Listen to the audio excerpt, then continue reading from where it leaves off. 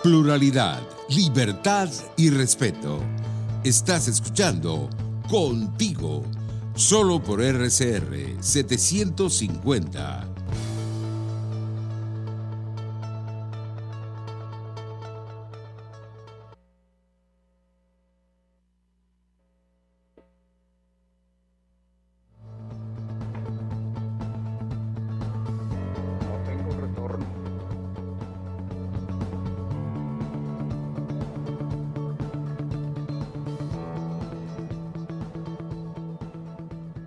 Muy buenas tardes, nuestros queridos oyentes, de nuevo en su programa Contigo, correspondiente a hoy miércoles 4 de agosto, Contigo Andrés Velázquez.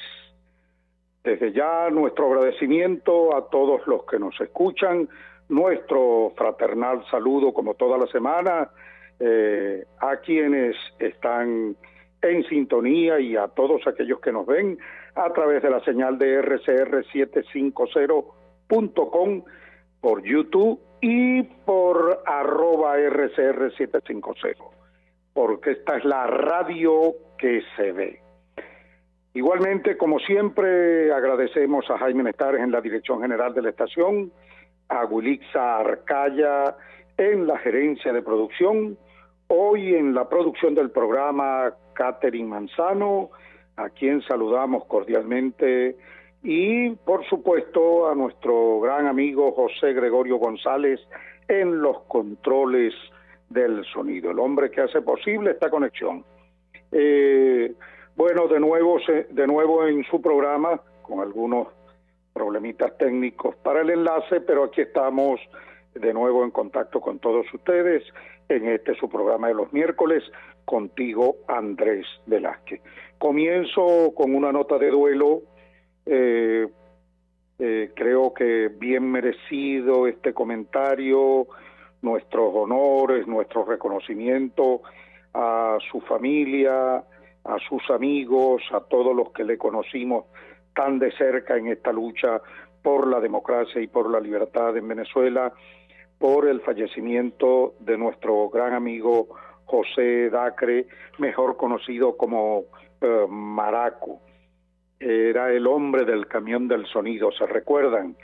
En las iniciales luchas, allá cuando el movimiento estudiantil se levantó, en la lucha por el cierre de Radio Caracas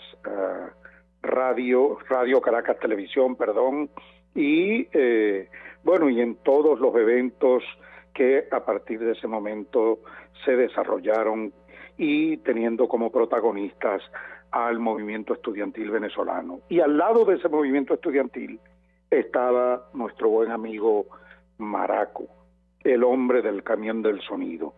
Vaya pues nuevamente nuestras condolencias a toda su familia y a todos sus amigos.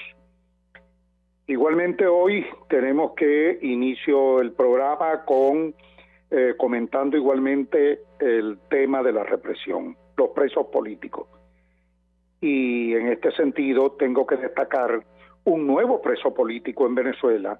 Esta vez este preso político pertenece al sector salud, una trabajadora de la salud, una enfermera de nombre Ada Macuare en el estado Anzoátegui, Barcelona concretamente, quien fue detenida, privada de libertad por protestar, reclamando material o equipo de protección contra el COVID y por supuesto también insumos para atender a la población que requiere de asistencia en estos hospitales públicos. De tal manera que esta enfermera fue secuestrada prácticamente por el régimen por solicitar insumos, material de trabajo, material de protección de salud y por solicitar buenos salarios para el sector salud. Detenida, hoy está secuestrada, es otra preso política del otro preso político del régimen. Y bueno, igual que Freddy Guevara, que ya tiene prácticamente 4 semanas igualmente secuestrado, el caso de Roland Carreño, el caso de Javier Tarazona, de Rafael Tarazona, de Juan de Dios García, todo ese equipo de Fundarredes, y de la misma manera pues todos los presos políticos, los que están en mazmorras del régimen y los que están también presos en su casa, porque eso de estar preso en su casa, o sea, confinado a la vivienda, es igualmente estar preso. El caso de Requesén y de otros tantos que están en igualdad de condiciones o bajo régimen de presentación, es decir, sigue el acoso, sigue la represión, sigue la persecución, siguen los tratos crueles por parte del régimen contra la oposición democrática venezolana. Eso lo estamos viviendo en Venezuela el día de hoy. Bueno, y campante y sonante sigue el régimen acosando y, por supuesto, persiguiendo a la oposición democrática venezolana.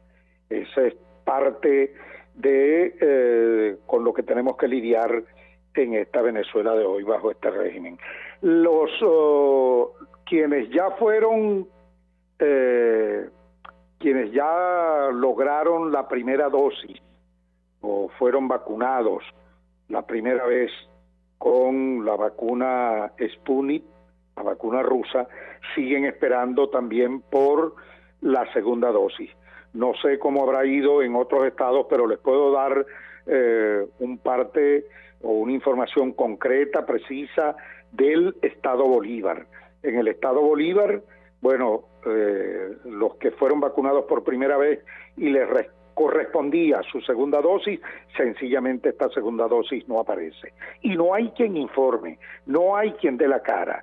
Y por los comentarios que veo en redes e informaciones que tengo de manera directa de otros estados del país, bueno, pareciera ser que es la misma situación.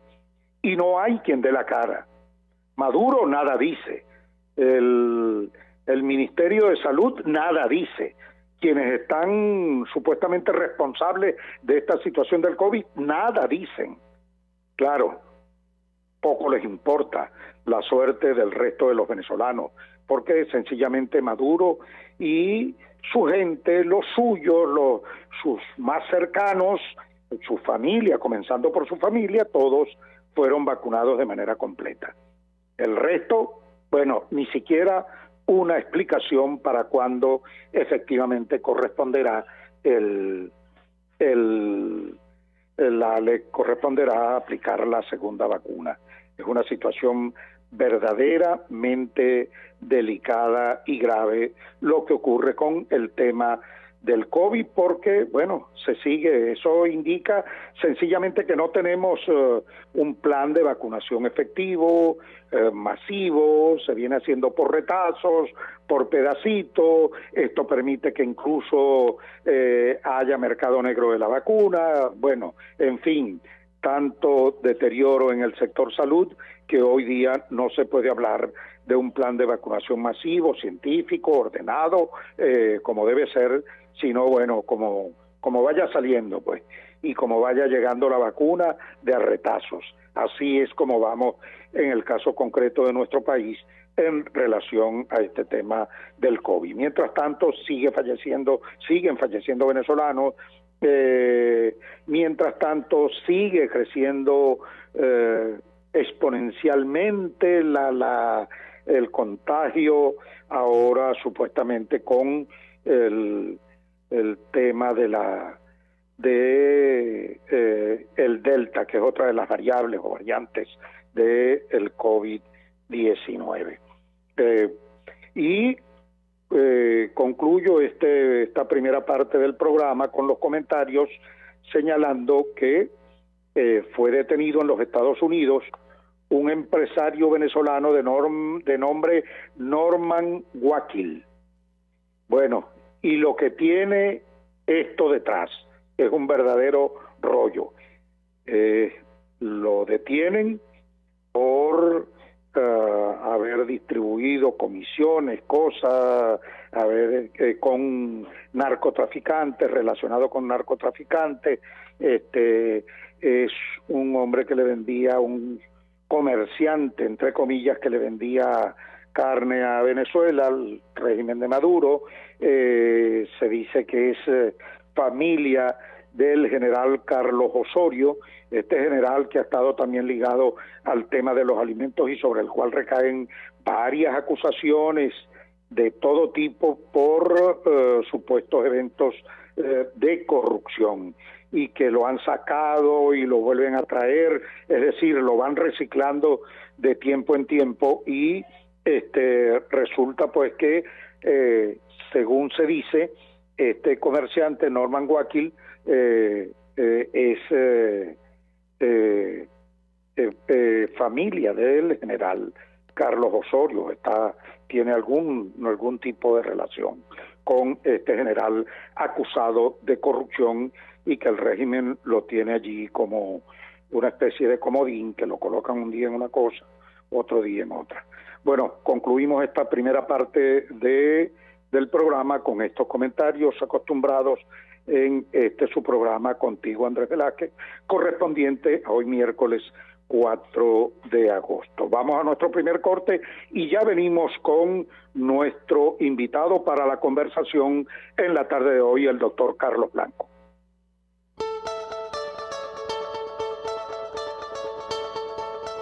Les estamos presentando Contigo, porque nos preocupan las mismas cosas. Solo por RCR 750.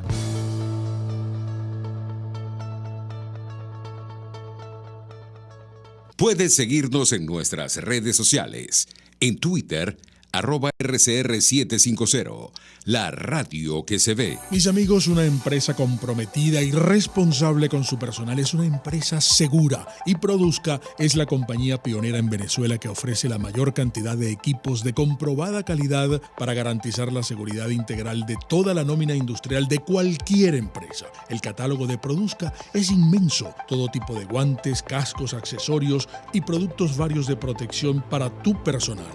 Conoce más de Produzca en www.produzca.com. Produzca, seguridad en tu empresa de los pies a la cabeza. Dosis Alternativa es tu espacio para conocer de cerca todos aquellos temas relacionados con la salud, educación, la familia, entre otros. La ansiedad es una respuesta fisiológica, eso tú no lo puedes evitar. La ansiedad se presenta cuando hay una situación que tú no sabes cómo manejar. El problema es cuando tú permites que esa ansiedad sobrepase los niveles que tú puedas manejar. Dosis Alternativa nos permite tener las respuestas con los especialistas de aquellas interrogantes que nos hacemos en nuestra vida cotidiana. El estrés es una reacción fisiológica natural que se genera como respuesta ante un evento que es percibido, y quiero recalcarlo de percibido, como un evento amenazante que nos sobrepasa en nuestra capacidad de respuesta. Dosis Alternativa, una gama de posibilidades donde su bienestar físico y emocional toman significado. Con Marilia García, de lunes a viernes a las 9:30 de la mañana, solo por RCR 750, la radio que se ve. Moisés Naim en Efecto Naim. Hola, soy Moisés Naim desde Washington. Conéctese a rcr.tv. También nos puede seguir por @Efecto Naim en Twitter, y estamos en Facebook y en Instagram. Y no olvide que puede disfrutar todos los contenidos del programa cuando usted quiera, suscribiéndose a nuestro canal de YouTube. Nos vemos en la radio. Los miércoles y viernes a las 7 de la noche. Solo por RCR 750 AM. RCR 750 AM. Porque lo bueno une.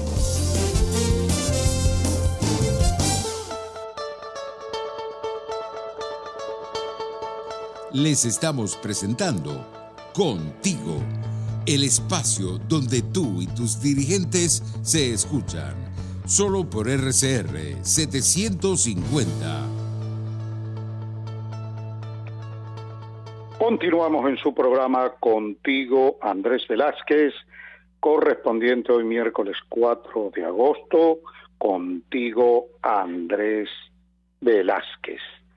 En esta parte del programa, como acostumbramos siempre, tenemos una interesante conversación con diversas personalidades.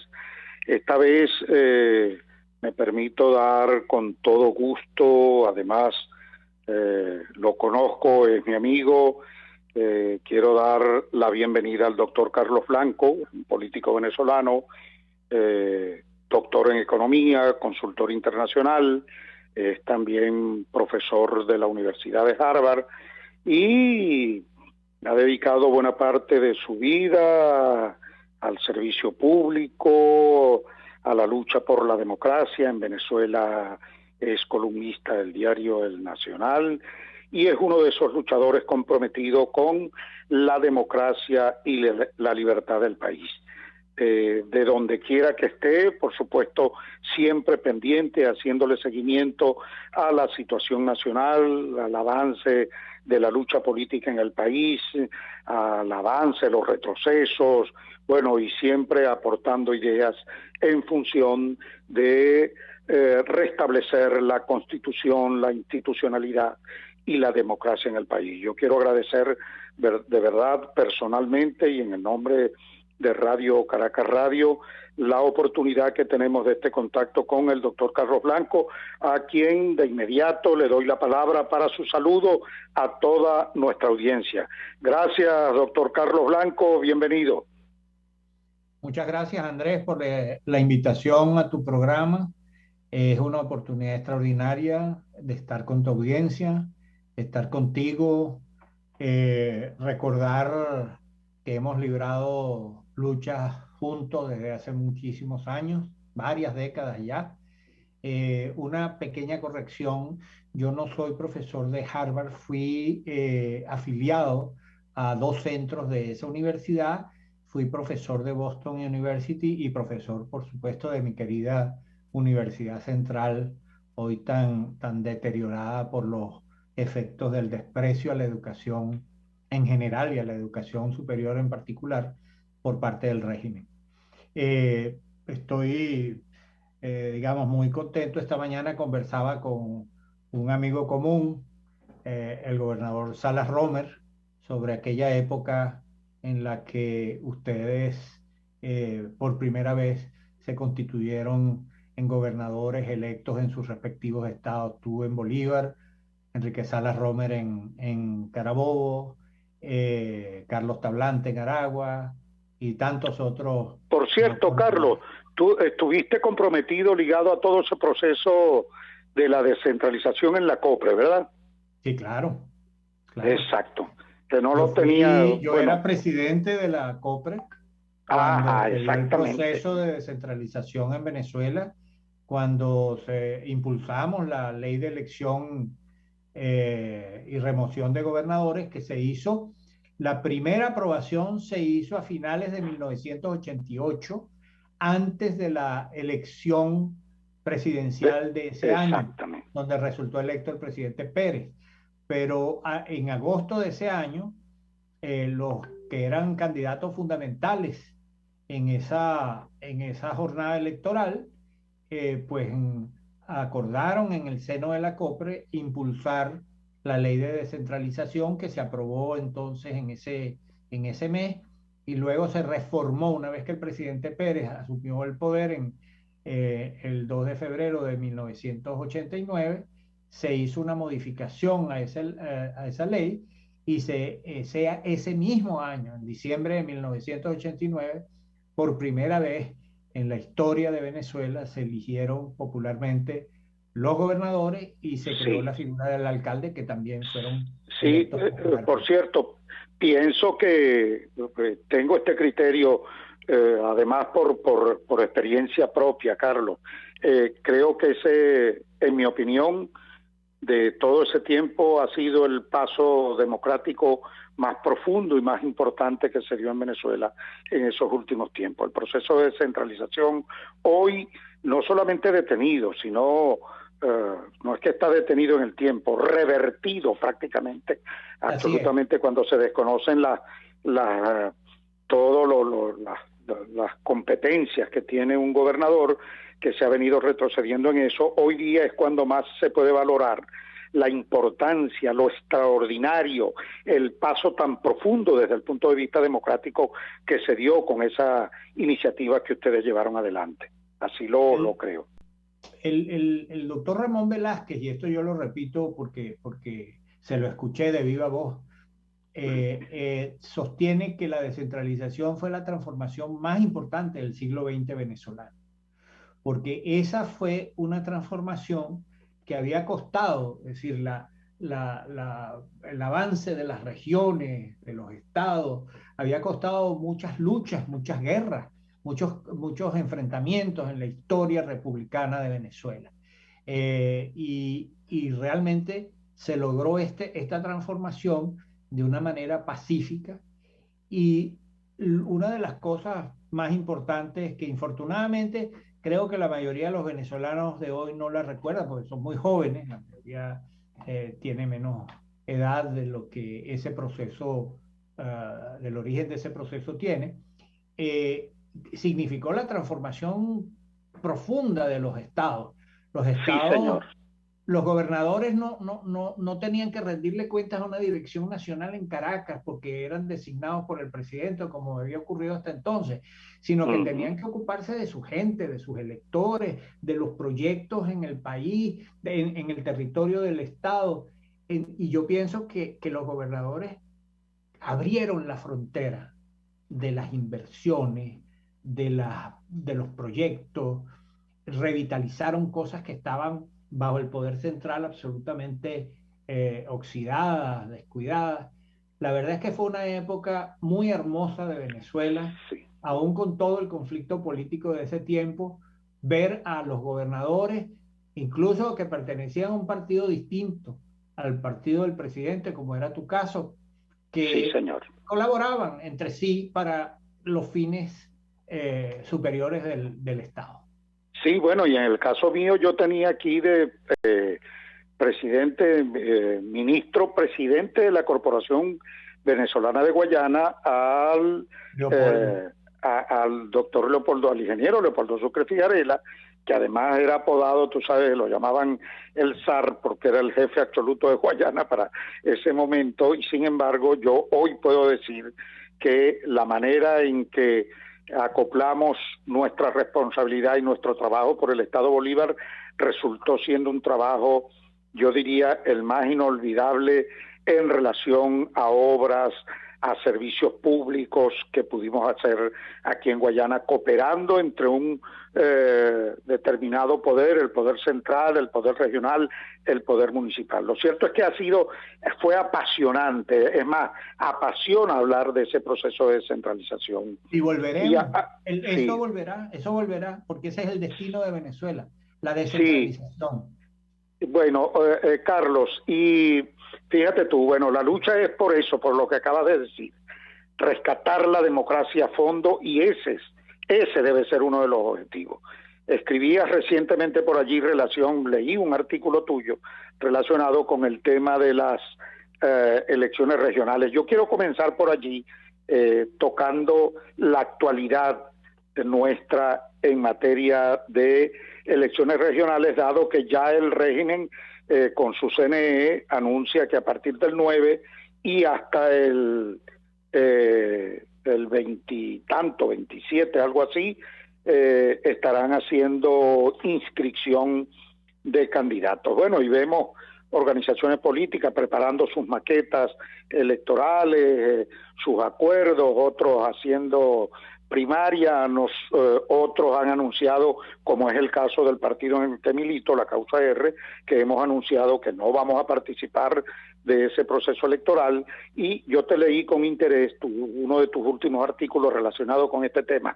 Quisiera que esta conversación la iniciáramos en torno a la actualidad política del país con ese tema. Tu opinión del mismo, por favor. Mira, yo primero estoy totalmente de acuerdo con la decisión que ha tomado tu partido, que tú has anunciado, en el sentido de no participar en las elecciones regionales. Esas elecciones regionales cumplen varias funciones, la primera de las cuales es que a quien le interesa estas elecciones regionales controladas, con un CNE controlado por el régimen, con el aparato judicial que resuelve las disputas alrededor de los resultados electorales o de los procesos electorales controlado por el régimen, con los colectivos controlados por el régimen, con la Operación República controlada por el régimen, con el manejo de toda la estructura que está por abajo del CNE, los funcionarios, etcétera, controlada por el régimen, y con el manejo de los mecanismos electorales, las máquinas, etcétera, controladas por el régimen. Ese es un proceso para que le sirve al régimen para ganar legitimidad.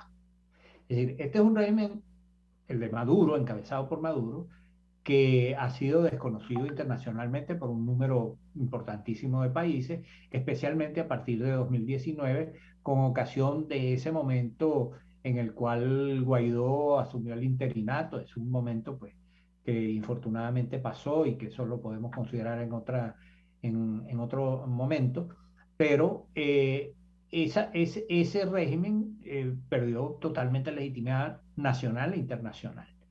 Entonces, uno de los mecanismos que está intentando usar es el de recuperar algo mediante unas elecciones.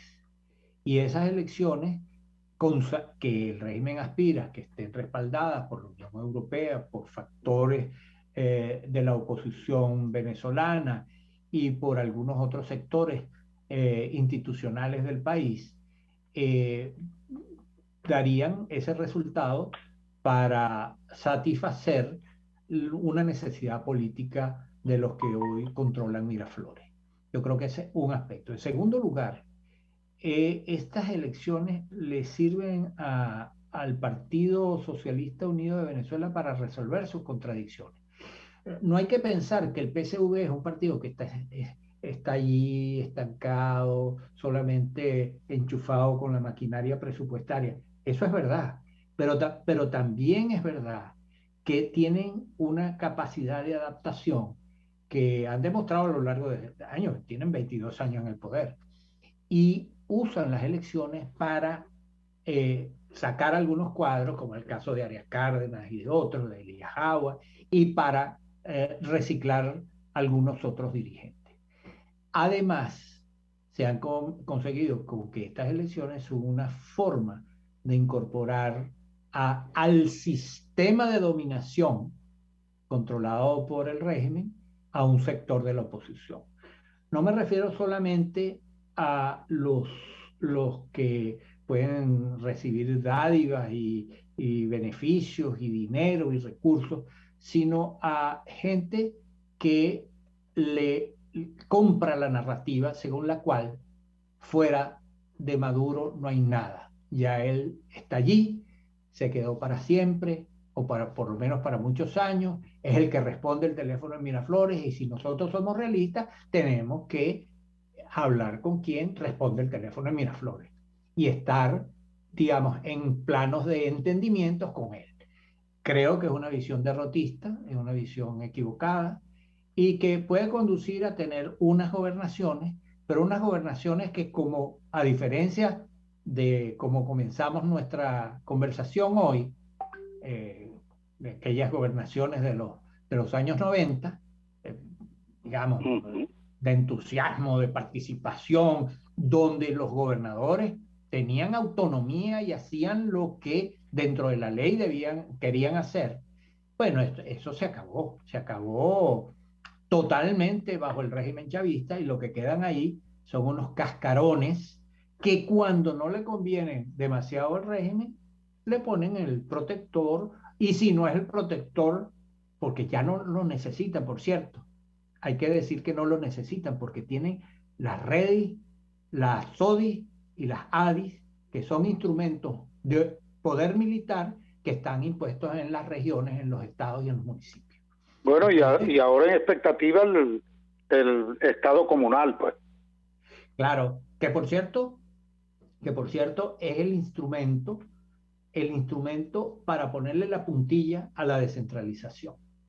El Estado comunal va a sacar del juego, y su propósito es sacar del juego, los niveles subnacionales de gobernaciones, alcaldías, poderes legislativos regionales y municipales, e instaurar una estructura que está en la base, controlada desde Miraflores, desde el poder central, y en la base, esa estructura se encuentra con las estructuras militares de base, las áreas de defensa integral, las VC, una variante de los colectivos, y este poder comunal. Es decir, el poder comunal va a ser el instrumento del poder central para el control localizado, cuadra por cuadra, pueblo por pueblo, de la sociedad venezolana. Carlos, y quienes están empeñados, he visto voceros, no solamente voceros políticos, sino voceros empresariales que dicen, bueno, que en una dictadura no podemos pedir el cielo, que hay que recibir lo que ellos puedan dar, lo que la dictadura esté dispuesta a dar.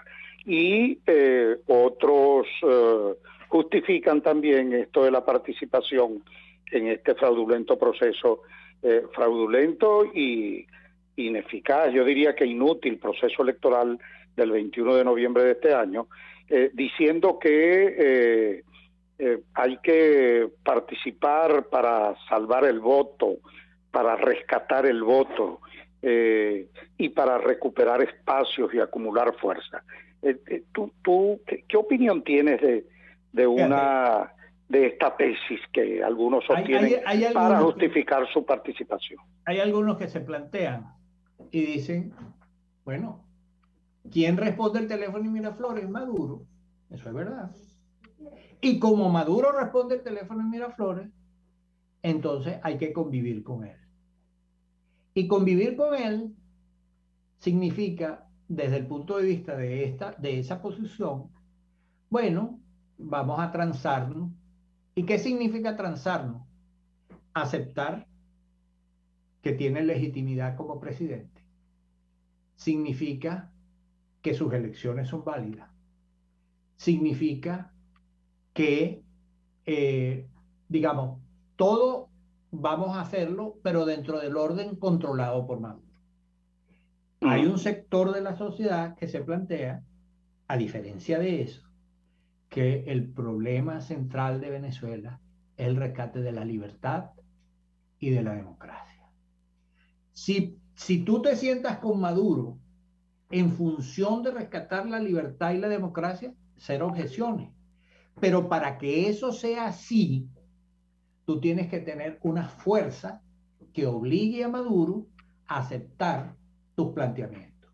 Pero si tú desmontas la fuerza y te vas a reunir con él para decirle, mira, te demandamos esto y esto y esto y esto, si en caso de hacerlo, lo que te va a responder es una trompetilla. Porque un régimen como este no responde sino a la fuerza. A la fuerza cívica. A la presión, a la presión internacional, a la presión de los partidos, de los grupos de la sociedad civil, a la presión. Y del pueblo movilizado. Si eso no ocurre, si decimos, bueno, como esa presión no existe, entonces vamos a entendernos con el régimen en sus términos, tú lo que haces es participas del proceso de dominación, aunque no te guste. Participas de la lógica del proceso de dominación del régimen. Porque si no, tú tendrías que estar planteando en cualquier conversación, yo converso contigo si sueltas los presos políticos, permite el retorno de los exiliados, dejas que quitas la censura a los portales que están censurados y a los medios de comunicación que están censurados, permite que se haga un Consejo Nacional Electoral realmente equilibrado, permite que el registro electoral sea auditado como debe ser. Permite la observación internacional, permite una misión de la OEA. Aquí realmente para hacer observación electoral, entonces estaríamos hablando de otra cosa. Como sabemos que eso no va a ser así, porque Maduro no va a admitir eso a menos que se le imponga eso, entonces el resultado es que hay un sector de la sociedad que se resigna, un sector de los dirigentes más que de la sociedad, a la cohabitación. Y un sector de la sociedad que entonces dice, bueno, aquí no hay perspectiva, aquí lo que hay es que acomodarse como uno pueda, sobrevivir como uno pueda hasta el fin de los tiempos. Yo comparto totalmente esa reflexión tuya, ese análisis, y te lo digo porque lo vivo en carne propia. Acuérdate que yo fui aquí en el estado Bolívar electo gobernador legítimamente de los guayaneses. Eso se desconoció, pude probarlo. Totalmente. Bueno, actas en mano lo pude probar y hicieron caso omiso de eso.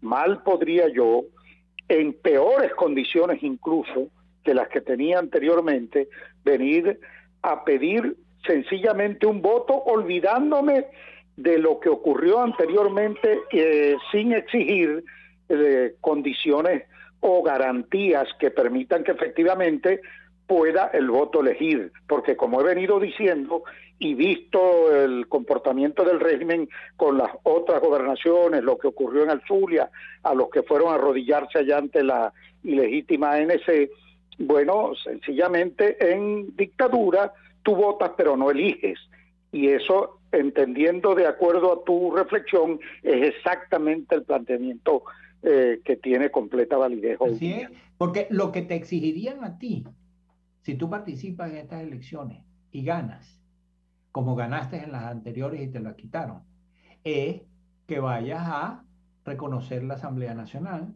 que reconozcas, porque de hecho lo habría reconocido el CNE actual, que reconozcas la legitimidad de Maduro, etcétera. Y porque ellos saben que tú no lo vas a hacer, es por lo que te quitaron la gobernación, te la robaron cuando la ganaste la vez pasada.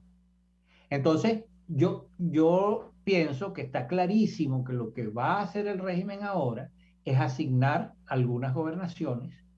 Hay que ver a quiénes se las asigna, porque ahora los sectores que están proclives a la participación electoral, desde el punto de vista político, son variados, no parecen estar unidos ni siquiera para esa participación, y entonces la competencia entre esos sectores que el régimen ha cooptado para participar como oposición es muy grande. ¿A quién le van a tocar lo que el régimen vaya a repartir?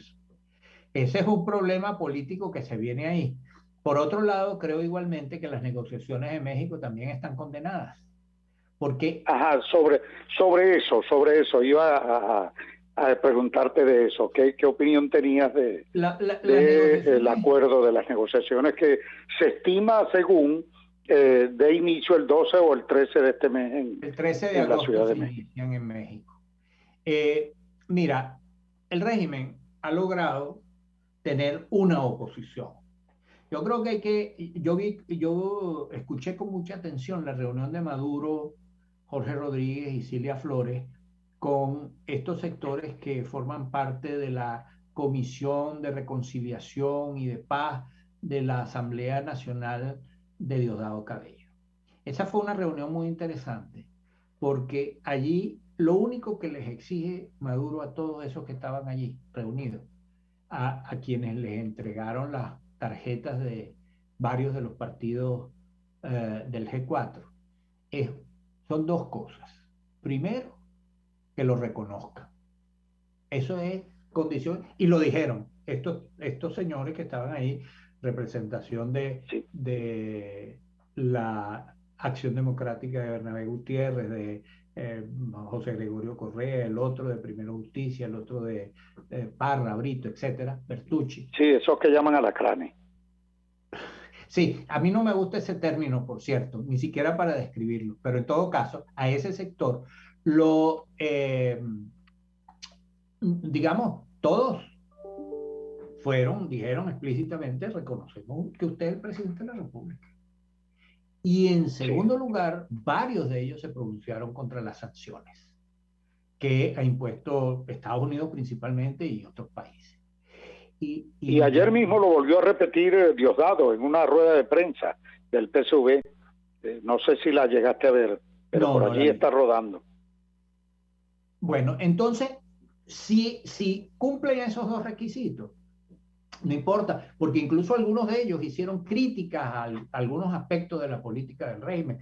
Uno hizo críticas a las alcabalas que hay que atravesar a lo largo del país, el otro a la situación del sector agropecuario, el otro pero críticas que significa aceptar esa sombrilla que es Maduro y su régimen, y bajo el manto de esa sombrilla, pues tú puedes decir no me gusta esto, no me gusta aquello. Ese es un fenómeno interesante porque Maduro está comprando su propia oposición, está adquiriendo su propia oposición, que es lo que va a considerar con estas elecciones regionales. Aquí está esta oposición que existe.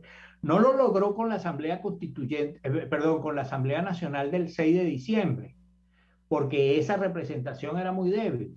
Pero como ahora hay otros sectores que al parecer se van a incorporar a esa jornada electoral, entonces esos que se van a incorporar también van a decir el régimen es el que está, por lo tanto hay que reconocerlo, estamos en contra de las sanciones y tenemos que, bajo el principio del pragmatismo y del realismo, convivir, donde el tema de la libertad, la democracia, la lucha por sustituir el régimen desaparece. Sí, Carlos, ya para finalizar, porque ya hemos consumido el tiempo, una última reflexión. Fíjate, suponiendo que repartan 5 o 6 gobernaciones, qué sé yo, 30, 40 alcaldías, ¿crees que esto, más allá del tema político y de lo que conlleva, que tú lo has explicado muy bien, servirá eso para aliviar, aunque sea, el sufrimiento en torno a las necesidades que en materia de servicios, de hambre, de empleo, tiene la población o sufre la población hoy día? ¿Servirá para algo eso? Yo creo que no. Yo creo que efectivamente no. Perdón. Sí, adelante. Efectivamente no, porque yo creo que la mejor respuesta a esto lo dio una miliciana que estaba recogiendo basura estos días en un video que se convirtió en viral, que después la humillaron y la obligaron a decir otras cosas, etcétera. Pero allí está. No, y ahora le quitaron hasta el uniforme. Ya la sacaron de miliciana. Solamente le dejaron el arma, que era un bate. Sí. Pero yo creo que esa es la respuesta. El país necesita, para poder desarrollarse, libertad, propiedad privada, respeto a los contratos, libertad de prensa, libertad, el derecho a hacer lo que uno de la ley. Sin eso, todo lo demás son fantasías. Estos empresarios que creen que, bueno, vamos a ponernos de acuerdo para ver si nos quitan esto y nos dan aquello. Esos empresarios, que además lo saben, porque no son cogidos a lazo, lo saben, pero se están haciendo que no lo saben.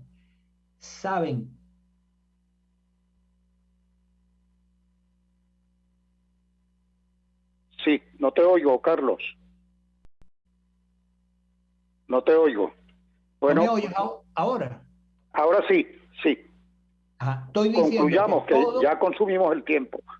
Que todo lo que esos empresarios quieran hacer, no lo pueden hacer sin libertad. Ese es el centro del problema. Bueno, gracias, Carlos, de verdad te agradezco infinitamente. Más claro, imposible.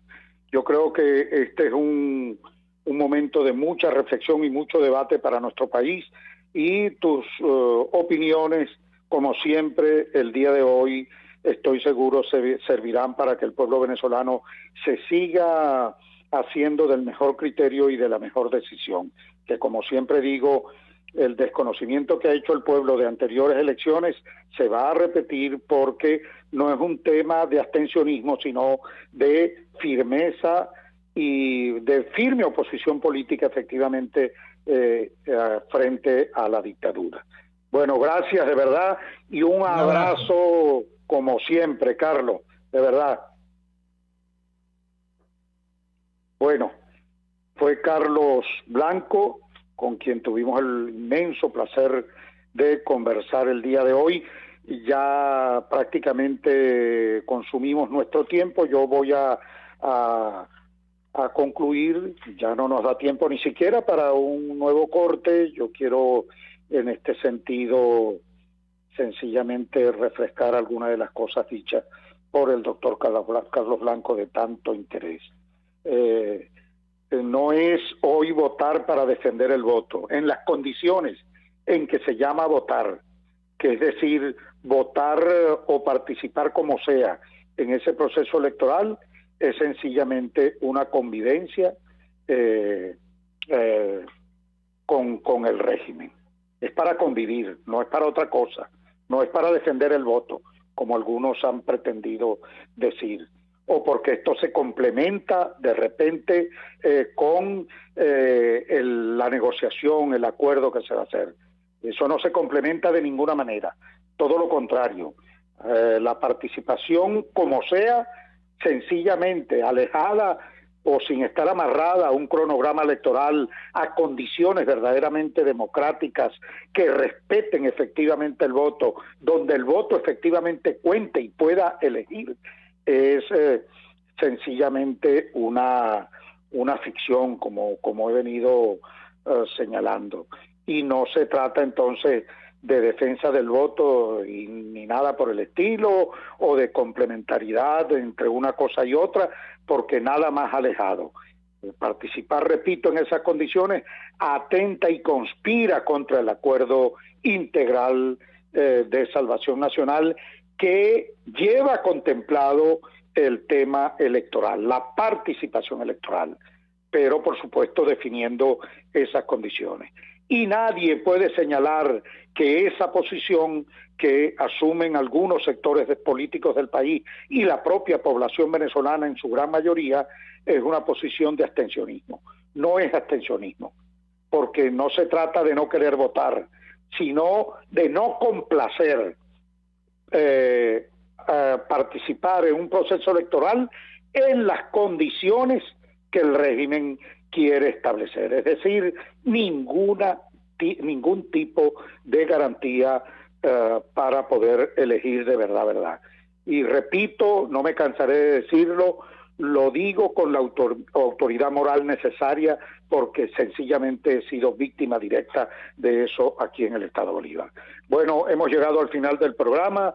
A ustedes, queridos amigos, les damos las gracias por acompañarnos cada miércoles a través de su RCR 750, nuestro agradecimiento a Jaime Nestares, como siempre, y a todos los que nos ven y nos escuchan cada miércoles en este subprograma Contigo, Andrés Velázquez. Muy buenas tardes a todos y continúen en la programación de su Radio Caracas Radio. Buenas tardes.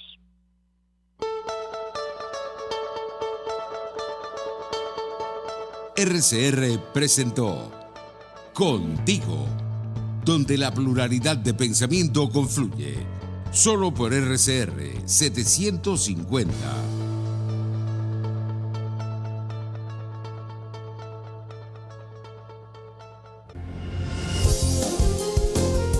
RCR 750 AM, porque lo bueno une.